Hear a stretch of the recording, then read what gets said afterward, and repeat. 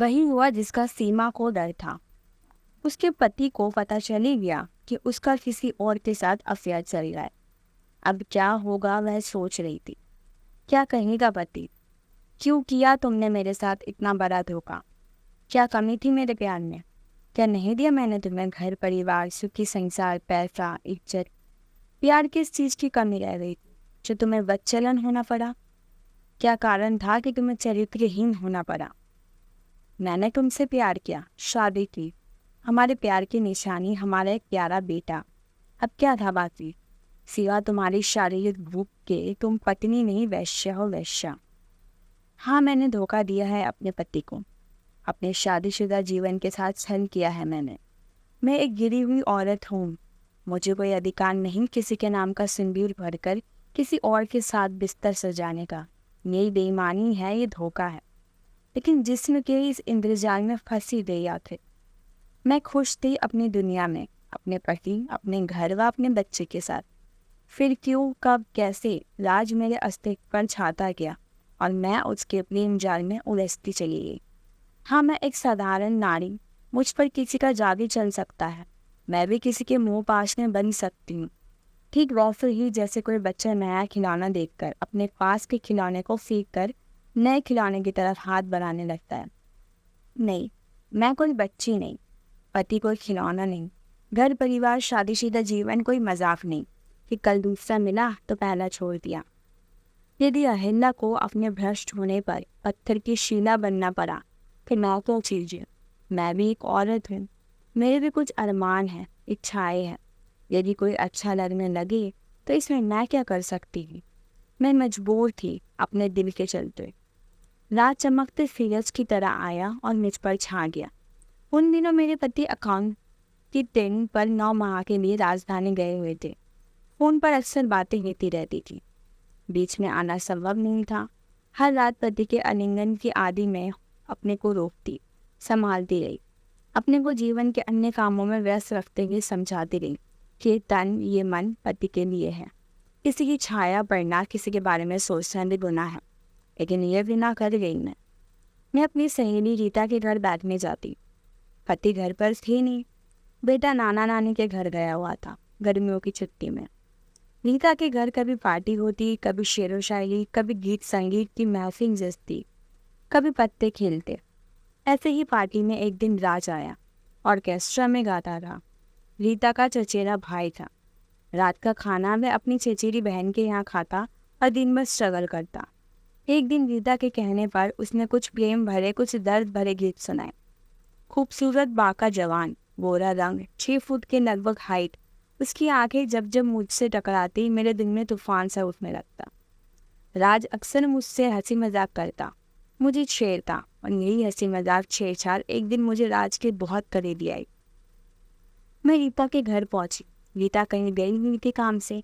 राज मिला।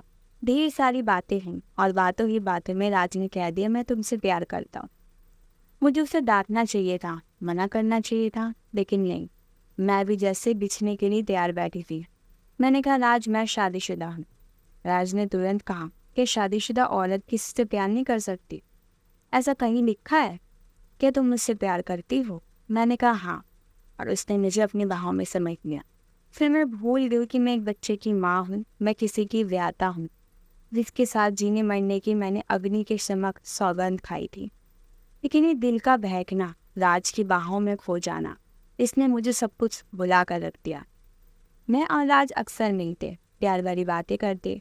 राज ने एक कमरा किराए पर लिया हुआ था। जब रीता ने पूछताछ करनी शुरू की तो मैं राज के साथ बाहर मिलने लगी। कभी उसके घर पर, कभी किसी होटल में, तो कभी कई हिल स्टेशन पर। और सच कहूँ तो मैं उसे अपने घर पर भी लेकर आई थी। ये गुनाह इतना खूबसूरत लग रहा था कि मैं भूल गई कि जिस बिस्तर पर मेरे पति आनंद का हक था, उसी बिस्तर पर मैंने बेशर्मी के साथ राज के साथ कई रातें गुजारी। राज की बाहों की कशिश ही ऐसी थी कि आनंद के साथ बंधे विवाह के पवित्र बंधन मुझे बेड़ियों की तरह लगने लगे। मैंने एक दिन राज से कहा भी कि क्या वह मुझसे शादी करेगा। उसने हंसकर कहा मतलब ये कि तुम मेरे लिए अपने पति को छोड़ सकती है। इसका मतलब ये भी हुआ कि कल किसी और के लिए मुझे अपने बेवफा होने का एहसास राज ने हंसी हंसी में करा दिया था। एक रात राज के आगोश में मैंने शादी का जिक्र फिर छेड़ा तो उसने मुझे चूमते हुए कहा, शादी तो तुम्हारी हो चुकी है, दोबारा शादी क्यों? बिना किसी बंधन में बंदे से प्यार नहीं कर सकती। मैं एक स्त्री हूँ, प्यार के साथ सुरक्षा भी चाहिए और शादी किसी भी स्त्री के लिए सबसे सुरक्षित संस्था है। राज ने हंसते हुए कहा, कि तुम अपने पति का सामना कर सकोगी, इससे तलाक मांग सकोगी? कहीं ऐसा तो नहीं कि उसके वापस आते ही प्यार टूट जाए और शादी जीत जाए? मुझ पर तो राज का नशा हावी था। मैंने कहा, तुम हाँ तो कहो, मैं सब कुछ छोड़ने को तैयार हूँ, अपना बच्चा भी। राज ने मुझे घूरते हुए कहा, उफ, ये तो मैंने सोचा ही नहीं था।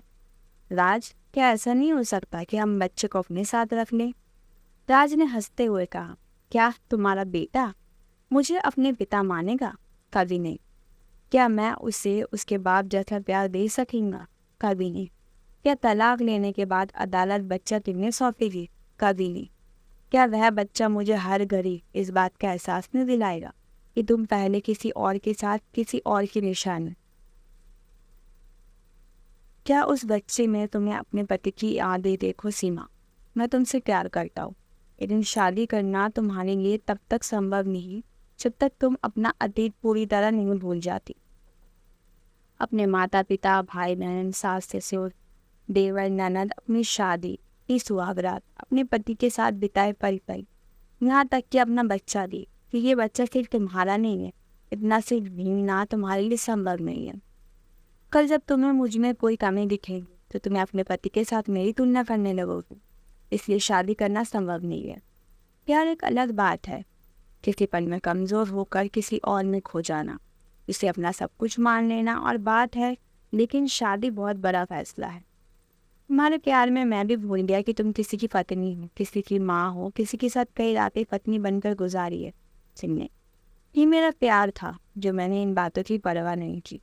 यह भी मेरा प्यार है कि तुम सब छोड़ने को राजी हो जाओ तो मैं तुमसे शादी करने को तैयार हूँ। लेकिन क्या तुम सबको छोड़ने को, भूलने को राजी होकर कर पाओगे इतना सब कुछ? राज कहता रहा और मैं अवाक खड़ी सुनती रही। ये भी ध्यान रखना कि मुझसे शादी के बाद जब तुम कभी अपनी पति के बारे में सोचोगी तो वह मुझसे बेवफाई होगी। क्या तुम तैयार हो? तुमने मुझे पहले क्यों नहीं समझाया ये सब? मैं शादीशुदा नहीं हूँ, कुंवारा हूँ। तुम्हें देखकर दिल मचला, फिसला और सीधा तुम्हारी बाहों में पनाह मिल गई। मैं अब भी तैयार हूँ। तुम शादीशुदा हो, तुम्हें सोचना है, तुम सोचो। मेरा प्यार सच्चा है, मुझे नहीं सोचना, क्योंकि मैं अकेला हूँ। मैं तुम्हारे साथ सारा जीवन गुजारने को तैयार हूँ, लेकिन वफा के वादे के साथ। मैं रो पड़ी। मैंने रास्ते कहा, तुमने पहले ये सब क्यों नहीं कहा? तुमने पूछा नहीं। लेकिन जो जिस्मानी संबंध बने थे वह कमज़ोर पड़ था। वह समय था जब तुम कमज़ोर पड़ गई थी, मैं कमज़ोर पड़ गया। वह पल अब गुजर चुका है। अब कमज़ोर पल में हम प्यार कर बैठे। इसमें ना तुम्हारी खता है ना मेरी। दिल पर किसका जोर चला है, लेकिन अब बात शादी की है। राज की बातों में सच्चाई थी। वह मुझसे प्यार करता था, यह मेरे जिस्म से बन चुका था। जो भी हो, एक कुंवारा था, तन्हा था, इसे हमसफर के रूप में कोई और ना मिला। मैं मिल गई। मुझे बस उन कमज़ोर पलों को भूलना चाहिए था जिनमें मैंने अपने विवाह को अपवित्र कर दिया। मैं पर पुरुष के साथ के दुख सुख में, देह के तृप्ति में ऐसे उलझ गई कि सब कुछ भूल गई। अब एक और सबसे बड़ा कदम, ये सबसे बड़ी बेवकूफ़ी कि मैंने अपने पति से तलाक लेकर राज से शादी कर लूँ। क्या करूँ मैं? मेरे कुछ समझ नहीं आ रहा था। मैंने राज से पूछा, मेरी जगह तुम होते तो क्या करते? राज हंसकर बोला, ये तो दिल की बातें हैं, तुम्हारी तुम जानो। यदि तुम्हारी जगह मैं होता तो शायद मैं तुम्हारे पैर में ही ना पड़ता या अपने कमज़ोर पड़ने वाले क्षणों के लिए अपने आप से माफ़ी मांगता। पता ही नहीं मैं क्या करता। राज ये सब कहीं इसलिए तो नहीं कह रहा है कि मैं अपने गलती मानकर वापस चली जाऊँ सब भूल कर। फिर जो इतना समय, इतनी रातें राजी की बाहों में बिताई, वह क्या था? प्यार नहीं, मात्र वासना थी, दलदल या शरीर की भूख का। कहीं ऐसा तो नहीं कि राज का दिल भर गया हो मुझसे, अपनी हवस की प्यास बुझा ली और अब विवाह की रीति नीति समझा रहा। यदि ऐसी बात थी तो जब मैंने कहा था कि मैं विवाहता हूँ तो फिर क्यों कहा था कि किस किताब में लिखा है कि शादीशुदा प्यार नहीं कर सकते? राज ने आगे कहा, किसी स्त्री के आगोश में किसी कुंवारे पुरुष का पहला संपर्क उसके जीवन का सबसे बड़ा रोमांच होता है। मैं ना होता, कोई और होता। तब भी यही होता? हाँ, यदि लड़की कुंवारी होती, अकेली होती, तो इतनी बातें ही ना होती। तुम उन क्षणों में कमज़ोर पड़ी या बहकी, ये तो मैं नहीं जानता, लेकिन जब तुम्हारे साथ का साया पड़ा मंजर कि प्यार हो गया, और जिसे प्यार कहते हैं उसे गलत रास्ता नहीं दिखा सकते। मैं रोने लगी। मैंने तो अपने हाथों अपना सब कुछ बर्बाद कर लिया, तुम्हें सौंप दिया। अब तुम मुझे दिल की दुनिया से दूर हकीकत पर लाकर छोड़ रही हो। तुम चाहो तो अभी मैं शादी करने को तैयार हूँ। क्या तुम मेरे साथ मेरी वफादार बनकर रह सकती हो? सब कुछ छोड़कर, सब कुछ भूल कर, राज ने फिर दोहराया। इधर आनंद मेरे पति वापस आ गए। मैं अजीब सी चक्रव्यूह में फंसी हुई थी। मैं क्या करूँ, क्या ना करूँ? आनंद के आते ही घर के काम की जिम्मेदारी, एक पत्नी बनकर रहना, मेरा बेटा भी वापस आ चुका था। मुझे माँ और पत्नी दोनों का फर्ज निभाना था। मैं निभा भी रही थी, और ये निभाना किसी पर कोई आसान नहीं था। ये तो वे काम थे जो सहज ही हो जाते थे। लेकिन आनंद के दफ्तर और बेटे के स्कूल जाते ही लाज आ जाता। अब मैं उससे मिलने चल पड़ती। दिल के हाथों मजबूर होकर मैंने राज से कहा, मैं तुम्हें भूल नहीं पा रही हूँ, तो छोड़ दो सब कुछ। मैं ऐसा भी नहीं कर सकती। ये तो दो तरफा बेवफाई होगी, और तुम्हारी इस बेवफाई से होगा ये कि मेरा प्रेम किसी अपराध कथा की पत्रिका में अवैध संबंध की कहानी के रूप में छप जाएगा। तुम्हारा पति तुम्हारा ही मेरी हत्या करके जेल चला जाएगा। हमारा प्रेम पुलिस के केस बन जाएगा, राज ने गंभीर होते हुए कहा। मैं भी डर गई, और बात सच भी कही थी राज ने। फिर वह मुझसे क्यों मिलता है? यदि मैं पूछूंगी तो हंसकर कहेगा कि तुम आती हो। मैं इनकार कैसे कर दूँ? मैं ववर में फंस चुकी थी। एक तरफ मेरा हंसता खिलता परिवार, मेरी सीखी विवाहित जिंदगी, मेरा पति, मेरा बेटा, और दूसरी तरफ उन कमज़ोर पलों का साथी राज। तो आज भी कम मेरी कमजोरी है। इश्क और मुश्क छिपाए नहीं छिपते। पति को भनक लगी, उन्होंने दो टूक कहा, रहना है तो तरीके से रहो, वरना तलाक लो और जामू काला करना है करो। दो में से कोई एक चुन लो, प्रेमी या पति। दो नाव की सवारी तुम्हें डुबो देगी और हमें भी। मैं शर्मिंदा थी, मैं गुनहगार थी। मैं चुप रही, मैं सुनती रही, रोती रही। मैं फिर राज के पास पहुंची। मैं कलाकार था, गायक था। उसे मैंने बताया कि मेरे पति ने मुझसे क्या क्या कहा है, और अपने शर्मसार होने के विषय में भी। उसने कहा, यदि तुम्हें शर्मिंदगी है कि तुम अब तक गुनाह कर रही, तुम्हारा पति सज्जन है। यदि हिंसक होता तो तुम नहीं आती, तुम्हारे मरने की खबर आती। अब मेरा निर्णय सुनो, मैं तुमसे शादी नहीं कर सकता। मैं एक ऐसी औरत से शादी करने की सोच भी नहीं सकता जो दोहरा जीवन जिए। तो मेरे लायक नहीं हो। आज के बाद मुझसे मिलने की कोशिश मत करना। वे कमज़ोर पल मेरी पूरी ज़िंदगी को कमज़ोर बनाकर गिरा देंगे।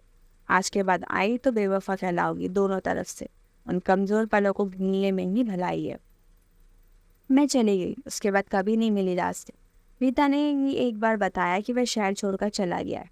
हाँ, अपने बेवफाई चरित्रहीनता पर अक्सर मैं शर्मिंदगी महसूस करती रहती है, खासकर तब जब कोई वफा का किस्सा निकले और मैं उस किस्से पर गर्व करने लगूँ तो पति की नज़रों में कुछ हिकारत से दिखने लगती हैं। मानो कह रहे, तुम और वफा। पति सभ्य थे, सुरक्षित थे और परिवार के प्रति समर्पित। कभी कुंटा चरित्रहीन वैश्य ने कहा, लेकिन अब शायद उनकी नज़रों में मेरे लिए वह सम्मान प्यार ना रहा हो। लेकिन उन्होंने कभी एहसास नहीं दिलाया, ना ही कभी अपनी जिम्मेदारियों से मुँह छुपाया। मैं सचमुच आज भी जब उन कमज़ोर पलों को सोचती हूँ तो अपने आप को कोसती हूँ। काश उस क्षण जब मैं कमज़ोर पड़ गई थी, कमज़ोर ना पड़ती तो आज पूरे गर्व से तन कर जीती। लेकिन क्या करूँ, हर गुनाह सज़ा लेकर आता है। मैं ये सज़ा आत्मग्लानि के रूप में नहीं भोग रही थी। रात जैसे पुरुष बहका देते हैं, लेकिन बर्बाद होने से बचा भी देते हैं। स्त्री के लिए सबसे महत्वपूर्ण होती है घर की दहलीज, अपनी शादी, अपना पति, अपना परिवार, अपने बच्चे। शादीशुदा औरत की ज़िंदगी में ऐसे मोड़ आते हैं कभी कभी, उनमें फंसकर सब कुछ बर्बाद करने से अच्छा है कि कमज़ोर ना पड़े, और जो भी सुख तलाशना हो अपने घर परिवार पति बच्चों में ही तलाशे। यही हकीकत है, यही रिवाज और ये उचित भी है। धन्यवाद।